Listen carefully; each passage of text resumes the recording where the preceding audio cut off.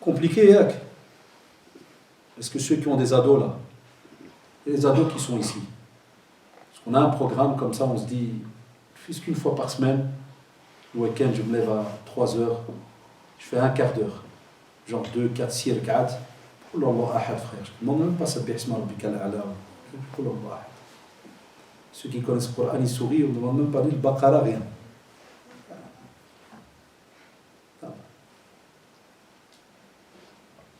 On n'apprend plus ça à nos enfants. C'est plus dans le programme de nos enfants.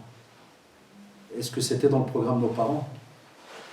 Allahu a'lam, certains oui, et d'autres non. Parce que celui qui n'a pas eu, qui n'a pas pu goûter à quelque chose, il ne sera pas le donné aux autres. Donc Allah ta'alikoum, de nouveau, il y a les jeunes, s'il vous plaît, pensez à cela et faites votre possible pour que ça rentre dans votre programme. Aussi, Allah ta'alikoum, Zubayr ibn al-Awwam, radiyallahu anhu, il est mort en 36 de l'Hégire. Il dit, comme vous avez de mauvaises œuvres cachées en réserve, il dit, tâchez aussi d'en avoir des bonnes cachées en réserve. Zubayr radiyallahu anhu. Ça, c'est des gens proches du prophète sallallahu alayhi wa sallam, la famille, et ils grandissent. Et ils sont reconnus comme Mubasharuna bil Jannah, c'est juste ou pas? Ils ont déjà la nouvelle, ils sont au paradis, vous êtes, et qu'est-ce qu'il te dit? De nouveau Shabab par rapport à nous aujourd'hui, quand tu lis ces phrases-là, qui ont plus de 1400 ans. Et il te dit, comme on a plein de mauvaises actions qui sont cachées, on te dit, s'il te plaît, fais un tas de bonnes actions cachées, en espérant qu'Allah subhanahu wa ta'ala nous pardonne. Ça, ou là. Aussi, on te dit, si jamais tu recherches justement le pardon d'Allah subhanahu wa ta'ala, on te dit, essaye de faire les choses entre toi et Allah subhanahu wa ta'ala. Parce que par exemple, Soufiane ibn Uyayna, on est en 198 de l'Hégire. Il n'y a que des anciens Shabab. Que des anciens. Ça veut dire que de nouveau, c'est une parenthèse, on n'avait pas beaucoup de maladies, il n'y avait pas beaucoup de choses avec lesquelles tu peux passer ton temps, t'amuser, faire du n'importe quoi. Et même comme ça, qu'est-ce qu'il te dit? Il te dit que Abu Hazim a dit, fais tes bonnes œuvres plus discrètement que tes mauvaises œuvres. Il faut de la réflexion. Aujourd'hui, on va, peut-être ça embête un peu, mais on va un peu plus loin. C'est des phrases qui peuvent des fois même paraître, entre guillemets, très... On n'est pas habitué à les entendre. Non, on te dit, subhanallah, tes bonnes œuvres, eh bien, fais en sorte qu'elles soient très discrètes par rapport à ce que tu fais de mauvais. Et normalement, à Shabab, il y a toute une pédagogie derrière ces phrases. Parce que quelqu'un qui s'habitue, écoutez-moi bien, je prends rien que le Qiyam al-Layl parce qu'il est très touchant par rapport au cœur. Quand tu prends un Qiyam, quelqu'un qui est capable de se lever pour faire un Qiyam, Wallahi, on n'est pas en train de parler de n'importe qui. Wallahi, ya Shabab, ce n'est pas donné à n'importe qui de se lever à 3 heures du matin alors que tout le monde dort. Et que tu sais que tu vas devoir te lever à 6 heures pour aller travailler. Donc prier et prier, parce qu'on est en hiver. Mais imagine quand tu allais plus tard et que tu aurais pu dormir plus tard. C'est juste ou pas? Eh bien, ceux qui cherchent de nouveau à comment être meilleurs vis-à-vis d'Allah subhanahu wa ta'ala, voilà. C'est ces actions-là qu'on vous demande, subhanallah, de faire votre possible, de les engranger, là, de remplir. Aussi, on te dit que parmi les facteurs, et on va conclure là-dessus, Inch'Allah, parmi les facteurs qui aident à rester rattaché aux bonnes œuvres, ça c'est un point important aussi qu'on doit enseigner à nos jeunes, parmi les choses qui vont nous aider à rester donc rattachés dans tout ce qui est les bonnes œuvres, l'amal salih, l'amal saliha, on te dit, apprends à connaître ton Seigneur. Je le rappelle chaque mois à la mosquée Al-Amal quand je donne cours sur les noms d'Allah subhanahu wa ta'ala. Chaque mois. Et à chaque fois que j'ai l'occasion de faire un dars quelque part dans une mosquée, chaque fois je m'arrange à passer le message à nos jeunes. Étudier les commentaires qui sont rattachés au nom d'Allah subhanahu wa ta'ala et à tous ces noms. Demandez au Khbiban, il est là, les librairies sont là. Il y a l'ouvrage subhanallah, très connu sur les explications des noms d'Abd al-Razaq, je crois, Cheikh Abd al-Razaq al-Badr, des explications des noms d'Allah dans le hadith, si je ne me trompe pas. Très beau volume. Très très beau volume. Il reprend tous les noms et subhanallah al-Adim, il te donne tout un résumé sur chaque nom. Nom et attribut qu'on retrouve dans le Coran et dans la Sunna. C'est pour ça qu'il y en a plus de 99. On retrouve même certains dans la Sunna. Et subhanallah, on te dit, au plus, ya shabab, wallahi, au plus tu apprends sur Allah subhanahu wa ta'ala, au plus, wallah, tu sens que ton cœur, il te pousse à aller vers le bien. À l'âge, très simple. Parce que tu as envie de le rencontrer, subhanahu wa ta'ala. Et vous le savez vous-même, c'est drôle de donner cet exemple, parce qu'il n'y a pas meilleur exemple que lorsqu'on parle d'Allah, subhanahu wa ta'ala. Mais entre nous, les êtres humains, au plus tu connais, entre guillemets, une star, ça, plus tu entends parler d'un tel, mashallah, un tel. Est-ce que intérieurement, l'envie de le rencontrer, est-ce qu'elle n'augmente pas? C'est humain. Le jour où tu entends qu'il est dans telle ville, Allah, tu vas traverser le pays pour aller le voir. C'est humain. Alors on te dit, billahi alik, qu'est-ce que tu penses lorsqu'on te dit que tu vas pouvoir rencontrer Allah subhanahu wa ta'ala, mais à certaines conditions? Est-ce que tu ne courrais pas après ces conditions-là pour le voir, subhanahu wa ta'ala? Non. Celui qui n'accepte pas cela, c'est qu'il a un problème, oui, il y a un souci, qu'Allah le guide. Amma tout musulman, tout croyant, bien, qui est normal, wallahi, il se battrait pour terminer cette vie en étant quelqu'un de bien, et comme résultat, c'est lequel? De pouvoir rencontrer Allah subhanahu wa ta'ala. On te dit aussi la méditation, mais une méditation, subhanallah, très sincère, de qu'est-ce que l'ibada, l'adoration. Parce que toutes les bonnes actions qu'on fait, en général, c'est une ibada, c'est un acte d'adoration. Parce que l'acte d'adoration est tout ce qui plaît à Allah subhanahu wa ta'ala. On en retrouve aussi des traces dans le Coran, dans la Sunna, ou bien ils disent même que même si c'est quelque chose qui peut être nouveau aujourd'hui, mais qui, dans l'action que tu vas faire, je vous donne un exemple, quelqu'un qui va, prenez un ordinateur, quelqu'un il s'y connaît pas, et tu as un frère ou une sœur qui s'y connaît en ordinateur, et il vient et il explique comment est-ce qu'un ordinateur fonctionne, et je vais aller plus loin, comme nous on l'emploie pour quoi faire? Préparer des doros et autres. Eh bien il te dit, la personne qui est venue t'apprendre là, comment faire fonctionner un ordinateur, il gagne des hasanats ou pas?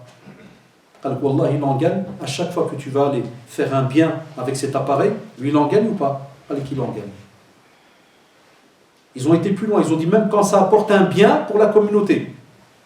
Quelqu'un qui va fabriquer, qui va arranger quelque chose et qui va apporter un bien pour la communauté. Voilà pourquoi vous voyez sur Facebook plein de petites associations qui des fois font des récoltes pour fabriquer un puits en Afrique ou au pays. C'est-à-dire qu'il y a une manfa'a, il y a un bien pour les musulmans et des fois même pour les non-musulmans, des fois même pour les hayawan, pour toutes les créatures d'Allah subhanahu wa ta'ala sur cette terre. Aussi, si jamais tu veux être capable d'avancer dans ta vie par rapport à ces bonnes actions, on te dit évite d'être de ceux qui à chaque fois écoutent les remarques et les critiques des autres. J'ai trouvé ça subhanallah dans un site chez Ahad Mashaykh qui rapportait cela, et j'ai trouvé ça en vérité, Allah il n'a pas tort. Combien d'entre nous des fois on arrête une bonne action à cause du blabla des gens? Moi j'ai une fois un jeune, subhanallah, j'avais remarqué en classe, quelqu'un de bien, chaque fois il étudie un petit hadith, une petite phrase, au cours il levait la main, monsieur, c'est vrai que cette phrase, kada kada, hadith, les jeunes en classe, ils ont commencé à l'appeler frère Muse. Frère Muse, je ne sais pas si chez vous en France vous dites ça, chez nous en Belgique, c'est pour taquiner un jeune qui pratique Zaman. Donc il ne l'appelle plus ni Soufiane, ni Ahmed, mais il l'appelle, pour rigoler de lui, frère Muse. Quand je dis, pourquoi vous l'appelez frère Muse? Pourquoi? Parce qu'il fait le musulman depuis quelques semaines. Je dis quoi, il était quoi avant? Non, c'est pas ça, mais avant il était avec nous, maintenant. Je dis donc, je rigole avec eux, c'est mes petits élèves. Hein. Donc, je dis donc, maintenant dans la classe, là, il y a deux groupes. Il y a le Mselmin, il y a les frères Muse, et il y a vous, le Msakhat de l'autre côté, oh là. Non, Aoudubillah, c'est pas ça. Je dis, pourquoi vous l'appelez frère Muse? Je dis, normalement, on devrait être fiers, heureux qu'un de nos jeunes, machallah, il revient vers la pratique. Nous, aujourd'hui, dès qu'un jeune y revient, soit ses copains, il l'appellent frère Muse, soit des fois dans la famille, comme j'ai eu une fois, Mskina, je n'oublierai jamais de ma vie, Allah a dit, je ne l'ai plus jamais revu, c'était au centre islamique il y a une dizaine d'années, si pas plus, où une maman, Mskina, je crois que je vous l'avais dit à vous ailleurs, elle est venue avec sa fille, elle m'a dit, j'ai besoin d'un imam pour faire ruqya à ma fille. Wallah, comme ça, c'est moi que j'ai eu la personne, c'est pas des on-dit. Quand je lui dis, c'est quoi les symptômes? Quand c'est bizarre, avant, elle était qu'à la maison, elle faisait rien. Même la prière, il n'y avait pas. Il n'y avait rien du tout. Elle me dit, maintenant, elle prie tous les jours, elle va aux conférences, elle veut tout le temps écouter des doros. Elle me dit, c'est pas normal. Je dis, wesh, elle est sérieuse. Wesh, tu parles sérieusement? Quand il sait trop. C'est pas elle qui a besoin de ruqya. Il m'a regardé, ah ouais, moi, ils sont habitués avec moi, ils me connaissent bien là-bas. Sinon, tu ne peux pas te permettre de parler comme ça à quelqu'un. Moi, au centre islamique, les gens, ils étaient habitués avec moi. Là. Je passais un tiers de ma vie là.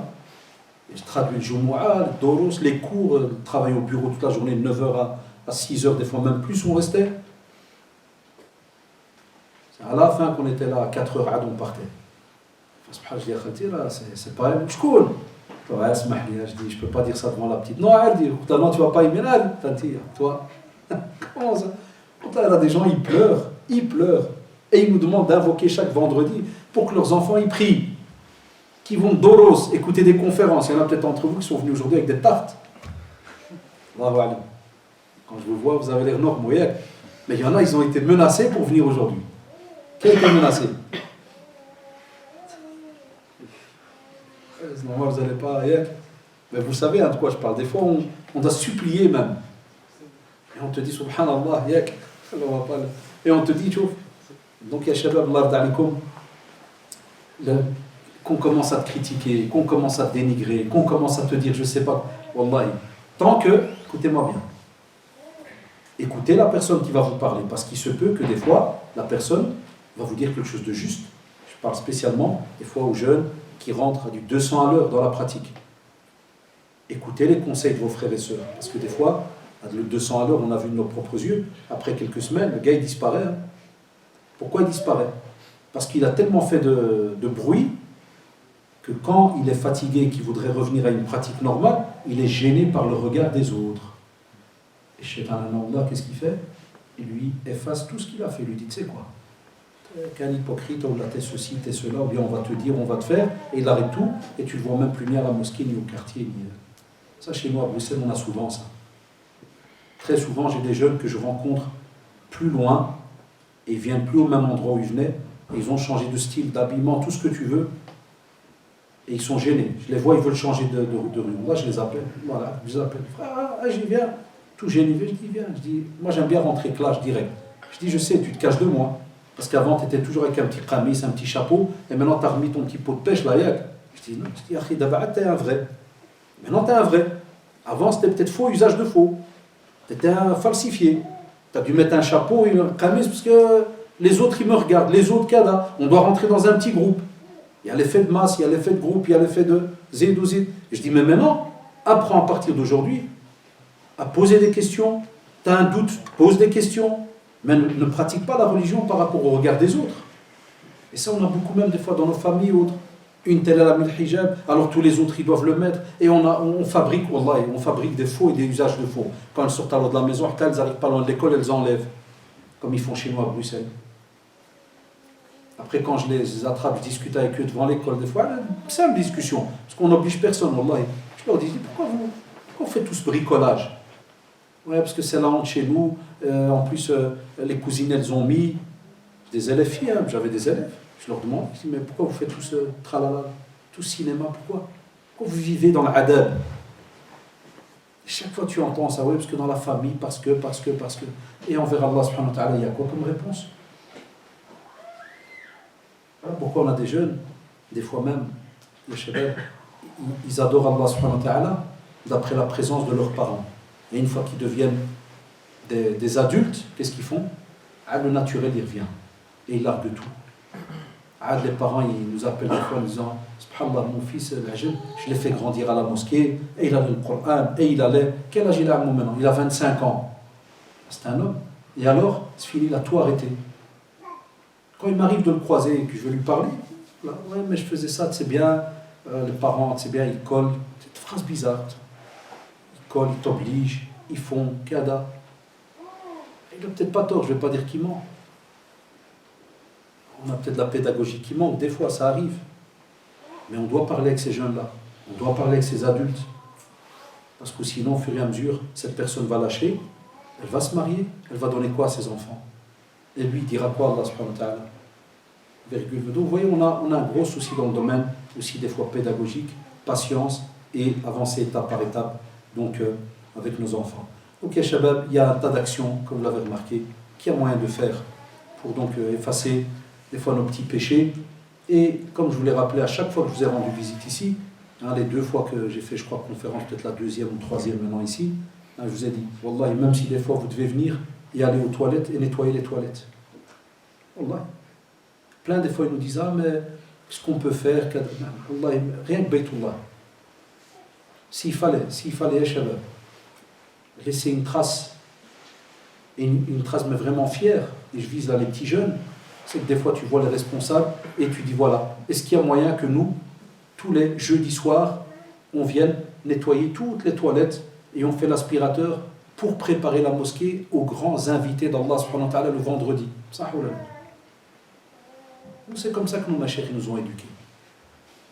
Et je le dis et je le rappelle avec fierté, même si ça embête, Wallah, c'est comme ça qu'ils nous ont éduqués. Une fois mon cher, comme ça, quand je lui dis cher, j'aurais aimé des jama' et tout, kada, ça me pose ta responsabilité. Vous vous rappelez, qu'est-ce qu'il m'a dit? Vous ne vous rappelez pas, hein? Il m'a dit, suis-moi. Je vois, il traverse la